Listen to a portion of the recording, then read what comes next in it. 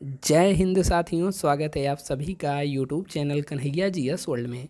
दोस्तों, नोबेल पुरस्कार 2024 मिलना शुरू हो चुका है और आज मेडिसिन या फिर फिजियोलॉजी के क्षेत्र में पुरस्कार मिला है और माइक्रो आरएनए और पोस्ट ट्रांसक्रिप्शन के लिए मिला है। तो आखिरकार क्या यह चीज़ है, चलिए जानते हैं।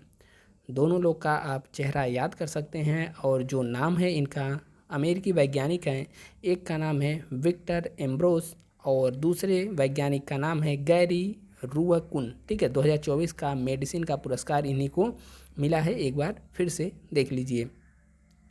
अमेरिकी वैज्ञानिक विक्टर एम्ब्रोस और गैरी रुओकुन को फिजियोलॉजी या मेडिसिन के क्षेत्र में 2024 का नोबेल पुरस्कार दिया गया है।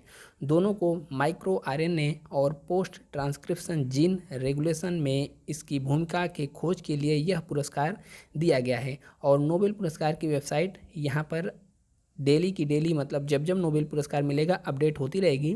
बाकी जिन जिन क्षेत्रों में नोबेल पुरस्कार मिलता है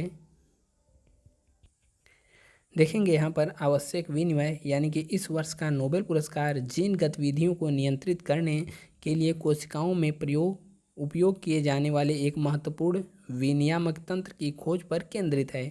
आनुवंशिक जानकारी डीएनए से मैसेंजर आरएनए यानी कि एमआरएनए में प्रवाहित होती है, जिसे प्रतिलेखन कहा जाता है, और फिर प्रोटीन उत्पादन के लिए सेलुलर मशीनरी में जाती है। वहाँ एमआरएनए यानी कि मैसेंजर आरएनए का अनुवाद किया, यहाँ पर हिंदी शुद्ध हिंदी लिख जाए, इंग्लिश से इंग्लिश से डायरेक्ट हिंदी में, ताकि प्रोटीन डीएनए में संग्रहित आनुवंशिक निर्देशों के बनाए जाएं। और 20वीं सदी के मध्य में सबसे मौलिक वैज्ञानिक खोजों ने इसको समझाया हुआ है। और इसका एक बार आप चित्र भी यहाँ पर देख सकते हैं। ह्यूमन यहाँ पर जीनोम है और यहाँ पर डीएनए और मैसेंजर आरएनए प्रोटीन और यहाँ पर सेल टाइप, यहाँ पर सब कुछ दिया हुआ है। दूसरा तस्वीर भी यहाँ पर लगाया हुआ है। ठीक है, और शरीर की बात करें तो हमारा शरीर के अंग ऊतकों में कई अलग अलग प्रकार की कोशिकाएं होती हैं, जिनके डीएनए में एक जैसी आनुवंशिक जानकारी संग्रहित होती है। हालांकि ये अलग अलग कोशिकाएं प्रोटीन के अनूठे सेट को व्यक्त करती हैं। यह कैसे संभव है? इसका उत्तर जीन गतिविधियों के सटीक विनिमय में निहित है, ताकि प्रत्येक विशिष्ट कोशिका प्रकार केवल जीन का सही सेट सक्रिय हो। उदाहरण के लिए, ये मांसपेशीय की कोशिकाओं, आंतों की कोशिकाओं और विभिन्न प्रकार की तंत्रिका कोशिकाओं को उनके विशिष्ट कार्य करने में सक्षम बनाता है।